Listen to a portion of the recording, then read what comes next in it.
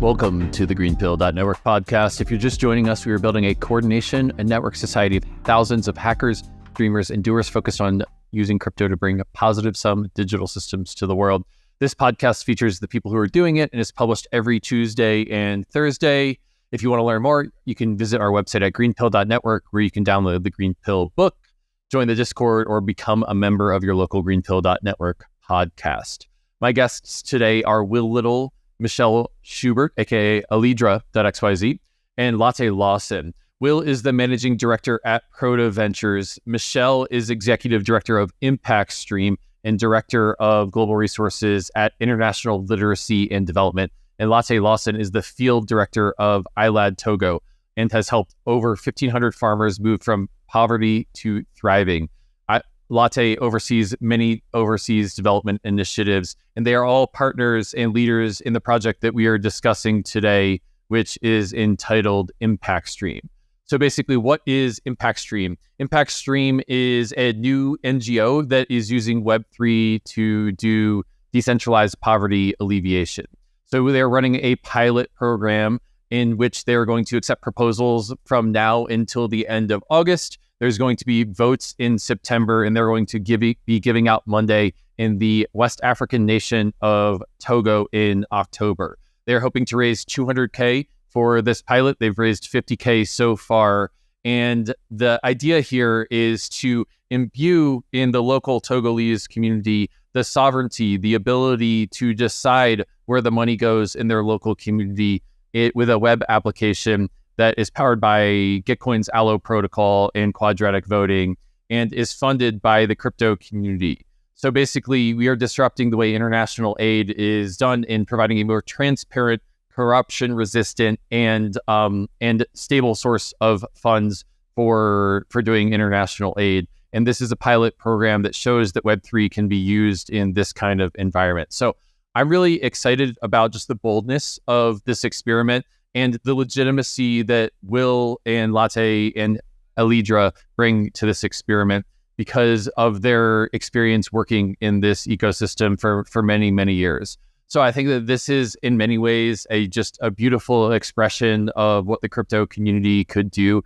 in order to help people be pulled out of poverty. And I think that the fact that we can use decentralization for this beautiful of a use case, it makes me very happy.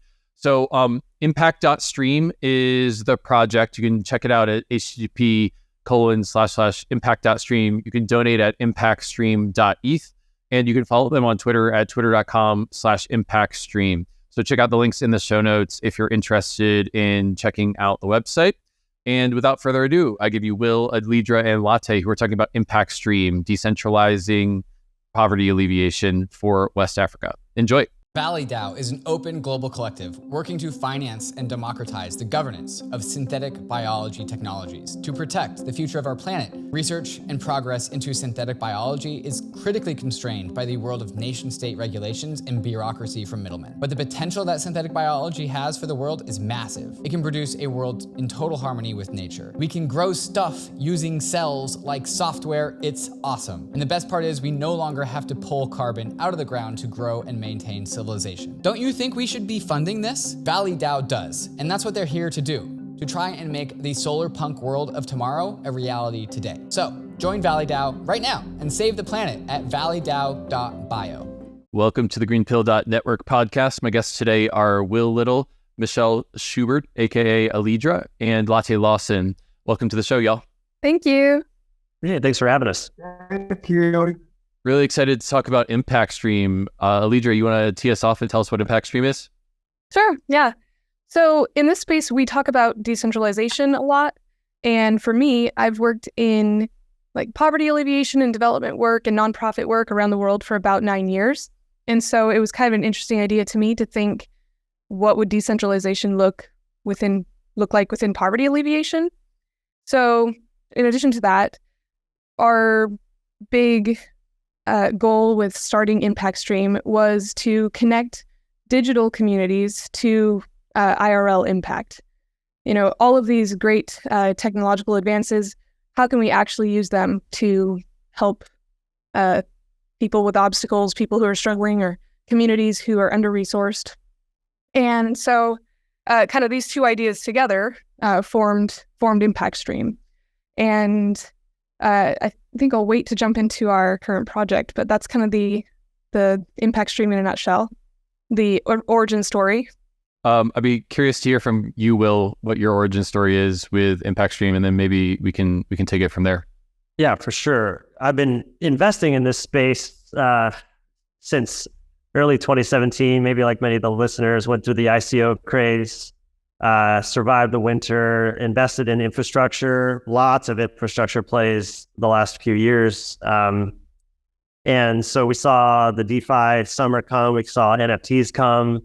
I've helped launch 4 different DAOs, just basically technologists, venture capitalists by trade, and have always been looking for an application, right? Just more applications. I've been working in anti-human trafficking for 14 years. So always had an eye toward IRL impact, social impact as a way to bring like a real application that helps humans flourish globally with Web3. So meeting Michelle, meeting Laté, learning about their NGO work with international literacy and development in Togo, created a really tremendous opportunity for us to create an application that we'll get into in this episode. And I'm excited to share more about it. Well, how did y'all get hooked up with Laté, and what is ImpactStream? What is the pilot project that y'all are doing together? That's for anyone. Yeah, so I began working with international literacy and development back in 2018. And Laté Lawson here is the field director for ILAD Togo. So he runs like all the initiatives and operations within Togo for international literacy and development. So back in 2018 is when Laté and I met. And Laté, do you want to add anything to that? No, I think it's just great what you say. And I don't have anything to add. Okay. And so for the last, I don't know, more than a decade, Laté, correct me if I'm wrong, more than a decade, you've been doing work with international literacy and development on the ground with people in Togo.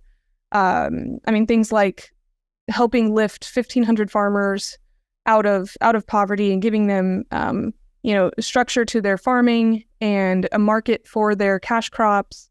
All sorts of really neat things. Also, your wife, Meenan, overseeing the literacy program for women in that area. There's just a lot of initiatives that have kind of large networks. And because of that, we thought that Togo would be a really good spot to launch our pilot project at ImpactStream. So the network that we have in Togo through Laté is many, is hundreds, if not many more, that are kind of in direct connection. So having that trust network there and having seen development work be successful for years and years, really through the local people, we wanted to say, okay, so far, historically or traditionally, an NGO or a nonprofit comes into an area and comes up with ideas on how to solve the local people's problems.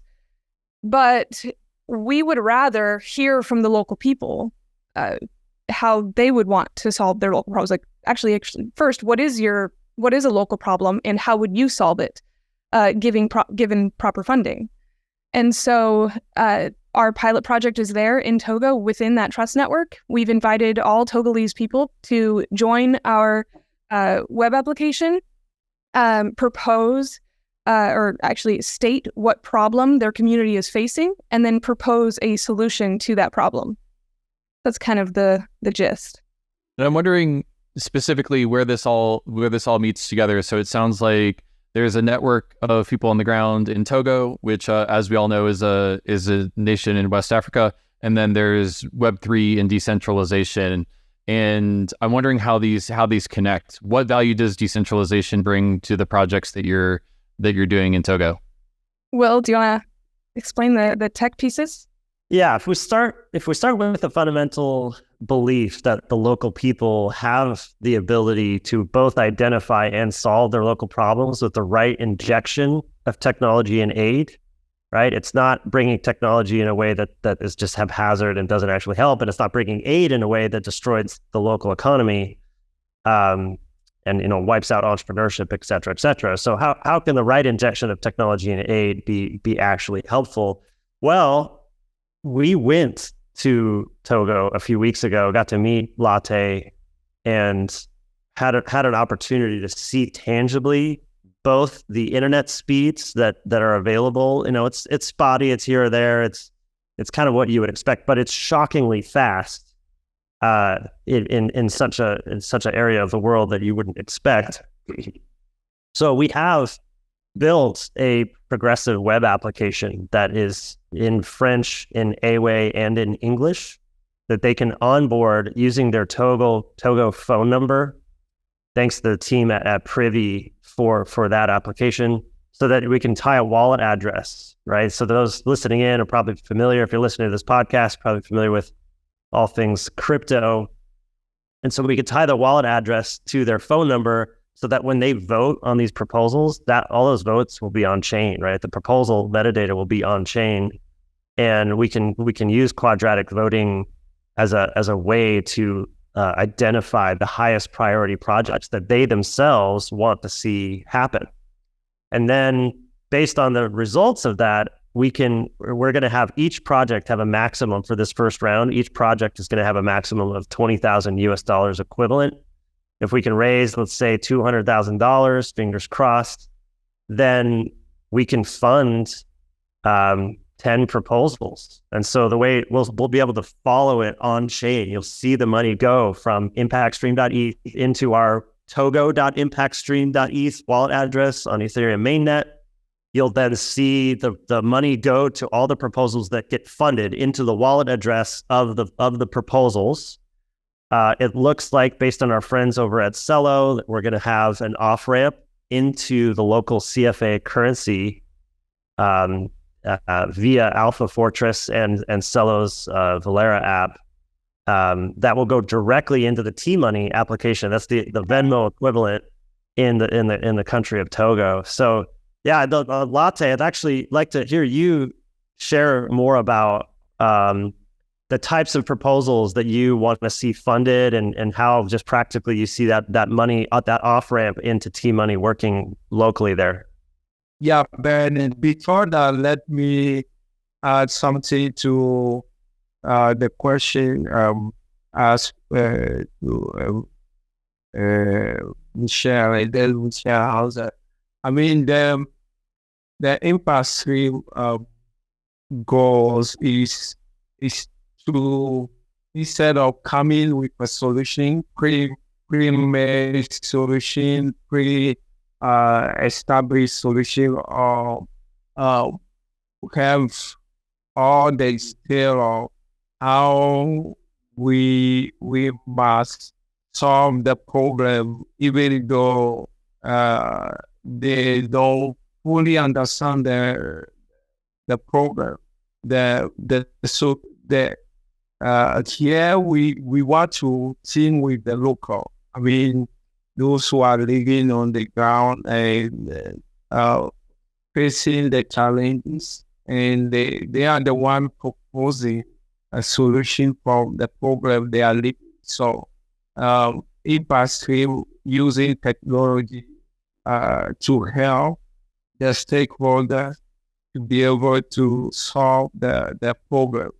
So we try with I try personally with Will to see how the cryptocurrency work. I honestly never tried anything like that, and he showed me the steps. I followed the steps.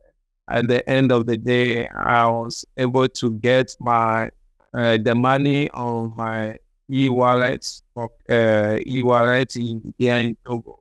We have a mobile money application we call T-Money, and sell $10, I have a equivalence of $10 local currency. So I think at the end of the day, this is a very good strategy to see how the money from the donors to the stakeholders, and then see how the project is implemented in the ground.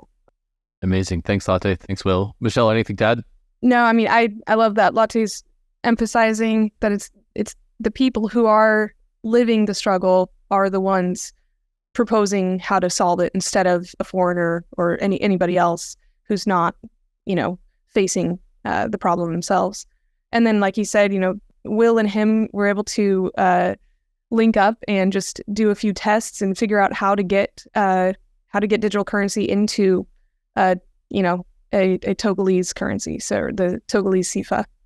So let me play back what I heard and tell me if it's true reductionist, but it seems like basically what you're doing is you're using Web3 to inject capital in a way that the local people get to decide what it's used for. So you get the local context and sovereignty of deciding where the capital goes, but then you have access to the transparency and immutability. And if people in the blockchain ecosystem fund the ImpactStream Gitcoin grant and donate at impactstream.eth, then they're able to provide funding. So it's a new decentralized way of doing community first aid within Togo. Is that your reductionist? Did I come close? That's right, because I think we have an opportunity to not only is it going to be local vendors that are going to be the people swinging the hammer, laying the infrastructure for whatever public goods, IRL public goods that are going to be funded here. But the vision, right, similar to what we've been talking about at Web3 for a long time around a decentralized finance future, the vision is they will see their local Valora app on Celo or whatever wallet that they want to use in DeFi as equivalent to their T-money, right? It would become tangible and real as a digital form of currency, and they will start transacting in that amongst themselves, and that will then allow access to a global economy.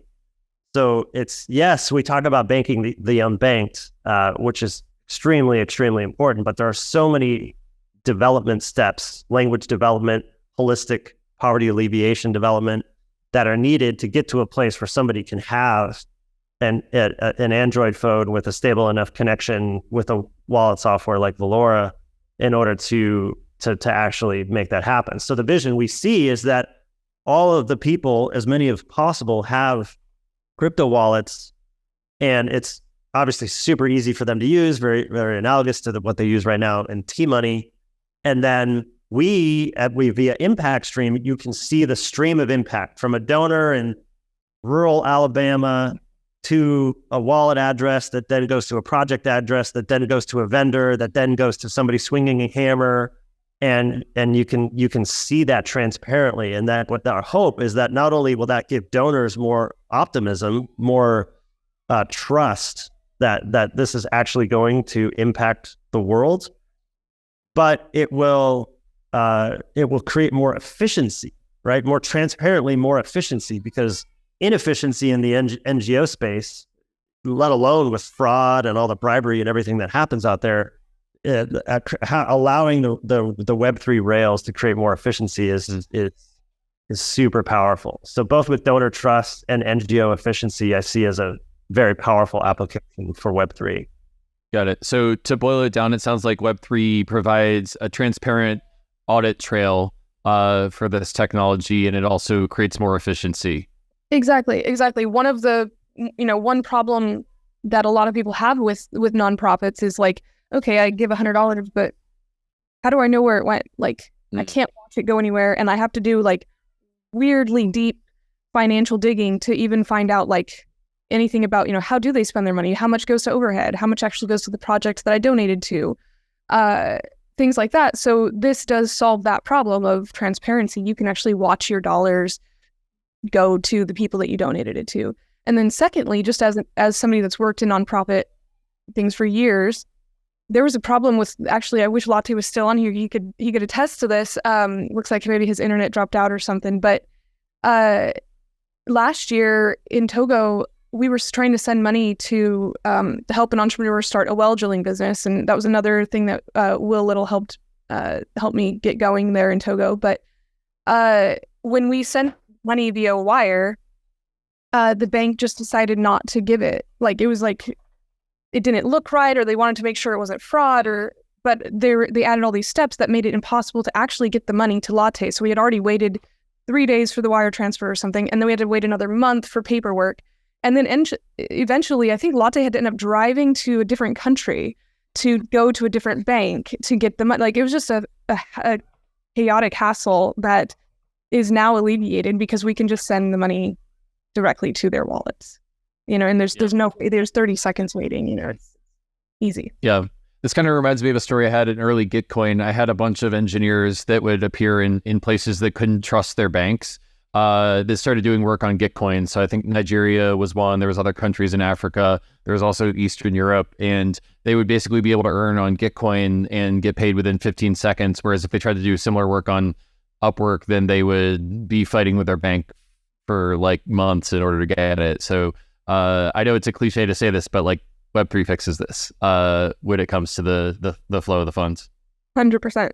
I wish Laté was here to answer this question, and I know that he dropped because his internet was a little bit shaky, but I'm wondering if y'all can answer it. What kind of projects are actually going to be in the pilot round? So what kind of local on-the-ground initiatives, object level, are going to be funded during this pilot project? Okay, so we can't say for sure because they haven't been officially submitted yet, but we did interview while we were launching the app in Togo a few weeks back. We did do some interviews and ask people what they were thinking and what kinds of problems in their community they were trying to solve.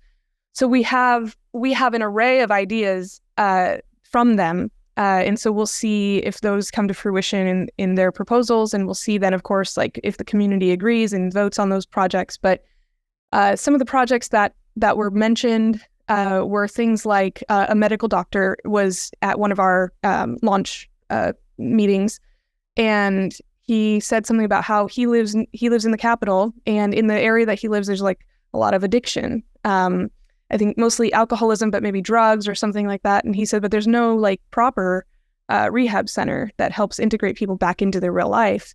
And me being a medical doctor, like, I want to help solve that. And so he was thinking in those terms. Other people said things like, oh, well, I want more internet capabilities in Togo. Or some people said clean water. Out in the rural areas, we heard things like clean water. One man is a school teacher in the area, and he wants a library for the area. They've never had a library. There's nothing like that. Will, do you remember any of the others that people brought up? Yeah, there were multiple aspects actually of the school infrastructure. Mm-hmm. Toilets, kitchen, right? So that they can actually have a way to convene and have food with one another. And so it's interesting, as we were on the ground, as people were brainstorming what to submit to this application, how they were rallying their community around it. So it looks like we're getting Laté back here, and he can share more about that. I think Laté has a vision for a number of different proposals. But yeah, Laté, if you're back and if you can hear us, do you want to share more about your hopes for the types of proposals that get funded there in Togo? Yes, I don't know if it is possible to come back when you are sharing the vision of Impact Stream with this program of using the Web 3.0. My one thing I really like about this is not only the transparency, but it's to help the donors and the stakeholders to not only know what going, but also, let's say, if the donors want to see a project happen and give money for it and provide a funding for it, and he can follow up through Impact Stream application, how the project is implementing on the ground.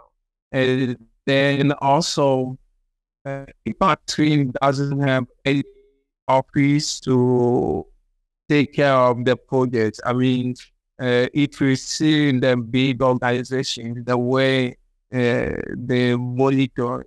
do the monitoring of the projects, part of the funding going to support those projects is to part of the policy use to have a facility for those organizations to not only to live but to do whatever they want to do. So that is actually, but yeah, we don't have anything like that, and that help to see the funding go straight to the ground and then see the implementation of road project. I personally want to, for my community, want to see because I love being in. I was born in the rural area, and after my education, I want to come back, and then I am back in the rural area, still working there. But we don't have a good hospital facility. As health system is a big challenge here. So, but by God's grace, I go up with friends who are the medical doctor, and some of them I help them to go to medical school, and they want to come back. And most of them are interns now. I'm talking about 10 medical doctors who are interns. They want to come back. And once we have the facility, and they have facility for them to come back and work and to serve the people. And I think we are going to submit this proposal to the Impact Stream application. If we have a chance to be selected, I think that would be great to provide people to have a good health system. And that would be a very good way. Another thing I want to see also funded is have a poultry farm and give opportunity to 100 young people to have their own poultry farm. But first, I'm going to train them and show them how to do it, and then help them after 1 year of training and to have their own poultry farm, and then have a butchery. And then once they raise chicken, we can buy from them and then process it and sell chicken meat and then generate more income for those 100 people. That will be the present house. And then if everything goes well, we can replicate the same thing for another 100 people for the second round, and then go from there to another 100 people for the third round. Thank you. Yeah, and so Laté just mentioned the hospital, or at least more medical care. I heard a stat that Togo has one doctor for every 25,000 people within Togo. So, I second that. I want to see that happen. We've been involved in, little medical clinics that we've put on out in rural areas, and the lines are too big. People walk from all over to get medical help. And so something like that would be amazing to be able to fund, as well as he's saying, it's expanding his demonstration farm to have a poultry farm to show others how to, farm their own poultry. So yeah, there's just so many ideas that could be funded and that would transform the lives of so many Togolese. Yeah, it's inspiring to be there a few weeks ago, right where Laté is right now in the demonstration farm. It takes a couple hours at least in very, very bumpy roads to access out from the capital city of Lomé. And the way that he has helped now almost 2,000 people come out of poverty, learn how to grow crops to feed their families, learn how to grow crops, pineapples specifically to sell. into the marketplace, sell into a juicing business called Firsty that Laté helped launch. And then to think that funds from ImpactStream could help replicate this into a poultry farm, as he mentioned, that it would be another demonstration farm to help teach people how to raise poultry and add that to their overall economic development is really inspirational.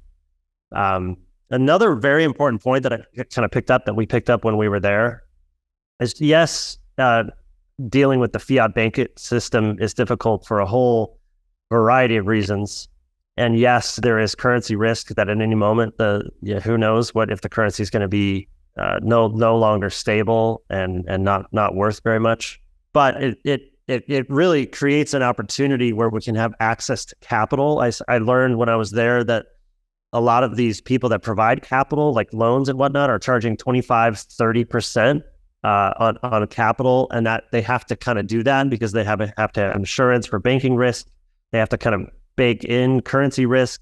And then just because of the trust network aspect, you have to bake in sort of a reliability risk. But if a combination of the trust networks that we can do through similar efforts that we've done with ImpactStream and the trust that Web3 brings in terms of visibility for movement of money, I hope that we can bring those rates down significantly and provide access to capital that is sort of part of the utopian vision with DeFi here, so that the entrepreneurs can get money to build. It only takes Laté, a loan of about $5,000 to move somebody from $300 to $10,000 a year in income.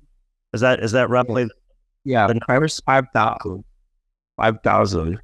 And how are people getting access to those kind of loans today? Like, are you funding it, or how do they use the traditional banking system, or do you see a way here that Web3 can help?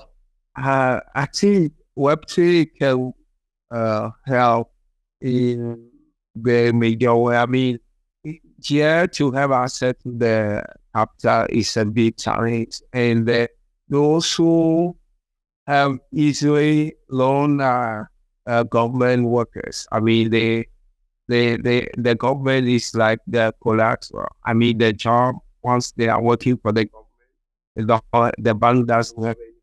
And especially those who don't have access to the loan, those who are working in agriculture field, because the thing agriculture is high risk activity, which is true in parts, but they don't want to try.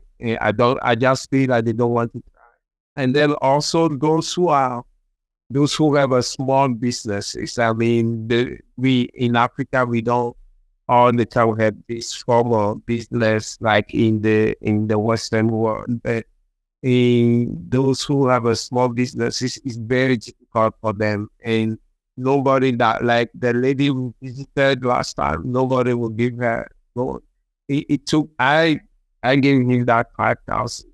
And then the next step, when she wanted to open the second shop, then with all the information she had for the first shop, she applied another loan for 10,000 to open the second one, the third one. So it's like a seed money I gave her, and from that point she's able to build on it and then be able to open 2 more shops, and we can do a lot. And if ImpactStream can create that capital access system for a lot of young small businesses in Togo or in Africa. Beautiful.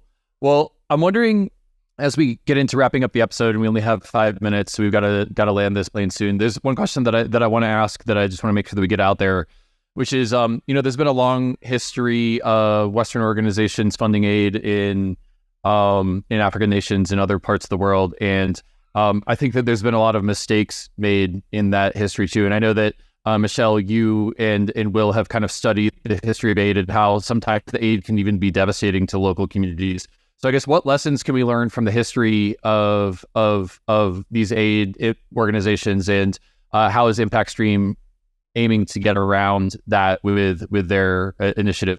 Yeah, we've touched on it just a moment. We touched on it a little where, instead of a Westerner, an outsider, or a foreigner coming in and deciding what the problem is and what needs to be done, one of the biggest things is listening to the local people, listening to the people who are actually living the struggle and hearing how they view the problem and how they would fix it. That's one of the big steps. Another one is making sure that any development steps we're taking are as sustainable as possible. We don't want anybody in Togo to have to rely on anybody outside of Togo. We want Togolese people to, just like Laté has done, build something sustainable, build something that's going to last, whether or not there's a Westerner, giving money to it behind the scenes or whatever. And so baked into our proposal process, some of the questions are around, how is this proposal that you're making sustainable? How is it going to be regenerative in any way? And having them explain what their thinking is around making this project solid for the long term. And that way we know, or we can be confident as much as possible that when we do send in funding and this gets built, it's not a well that's going to break in 6 months and then no one has the funding or the know-how to fix it. So really we're trying to set it up with generations down the road in mind. And when I think strategic injection of aid that doesn't wipe out the local economy, like, they brought a bunch of rice into Haiti after the earthquake, and then it destroyed the local rice economy, which then kept people in poverty for much, much longer. A way to avoid that, like in my world as a venture capitalist, when I see entrepreneurs building ventures and they're able to get non-dilutive grants, right? You can kind of think what ImpactStream is doing is we're actually empowering entrepreneurs, the local vendors who have these businesses, to build that infrastructure as essentially a non-dilutive grant to help infuse a spark to help initiate holistic development in those communities. And that's just one part of it. Like, as we talked about, we want to talk about what working with different loan agencies and developing best practices around access to capital as a second prong. And then a third prong, in my opinion, would be venture capital, like to actually invest in businesses that are providing jobs and basic economic development in these areas. And I think for ImpactStream to oversee those three prongs, where we're starting first with transparent injection of strategic aid as essentially non-dilutive grants into these projects, is from my perspective is a really good way to get started here. Amazing. Well, I'm wondering if we can move into final thoughts. And maybe Laté, I'll start with you. Is there anything I didn't ask that you want to say as we're wrapping up the episode? Yeah, I want to, for the question about the AIDS, I want just to say that ImpactStream is not coming to Africa, especially what I see them say, oh, we need to do it. They don't have any agenda like, hey, we want it. For you to submit a project, you need to have this and that and that.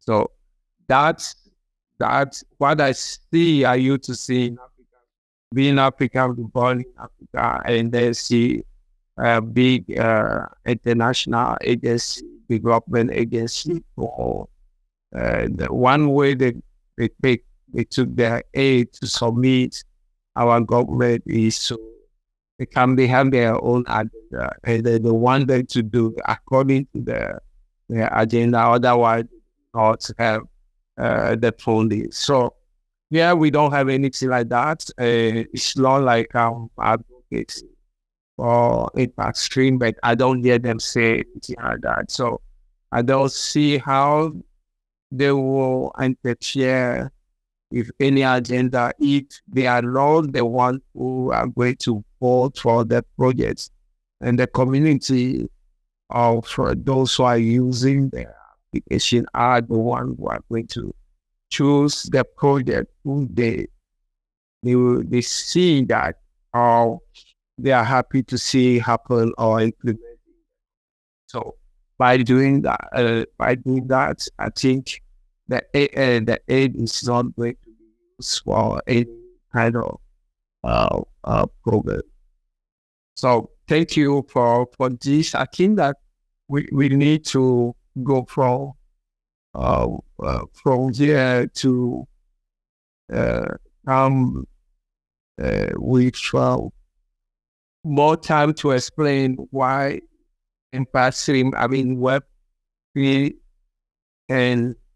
can bring in the development world. I think for me, I'm just excited because this is a new idea and I never seen it before. And I never know opportunity to work in Sierra Leone now, and then sharing the idea with some of my friends in Sierra Leone. And I'm very excited to see it also in Sierra Leone. Thank you. Thanks, Laté. Will and Michelle, anything else that you want to say as we wrap up? Is there anything I didn't ask that you want to add? Just that we'd love to have you join us in our Discord. Is probably where most of the activity is happening right now, with updates and discussion. Love the call to action for volunteers. If you have a skill, it's from storytelling to technical, we'd love your help. Obviously, you can donate at impactstream.eth if you're in crypto, or you can go to our website, impact.stream, and there's donation links there. If you work with a NGO that does work around the world where you can use this software to run around like this with your own local communities, we'd love to talk to you. Yeah, Lidra, what did I miss anything there? Nope. Yeah, currently we're looking for donations to help this pilot project in Togo be really successful, and that funding will be starting to be tranched out in October. So right now is the perfect time to get your donation in, and then you can watch your donation literally go and create impact in Togo. All right. Well, I want to thank you all for joining me on the GreenPilled podcast. I think this is a really interesting experiment in doing decentralized poverty alleviation using Web3, and can't wait to see how it goes. So if you're an audience if you're in the audience, then please check out impact.stream to learn more. You can donate at impactstream.eth, and you can follow on Twitter at twitter.com/impact_stream. Will, Alidra, and Laté, thanks so much for joining me. Thank you. Thank you for having us.